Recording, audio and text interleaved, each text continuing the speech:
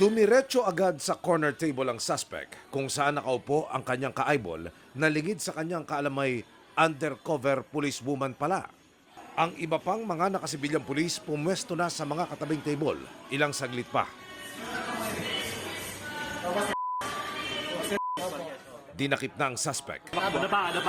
Ang 19 anyos na si alias Mario, wanted sa kasong panggagahasa ng isang menor de edad. Si alias Mario ay nagtatago na for almost a year.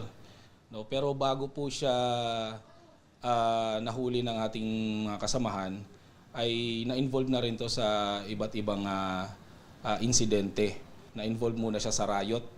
No? At yun nga, nahulihan siya ng pen gun and nakulong muna siya. At ang nag-file ng reklamo, ina ng menor de edad na ginahasa umano niya. Kaibigan niya, mga magtotropa-tropa, inaya niya ng inuman until yung biktimang babae ay naging groggy na at wala na sa kanyang katinuan. Ang krimen nangyari sa area ng Dagat-Dagatan na Botas.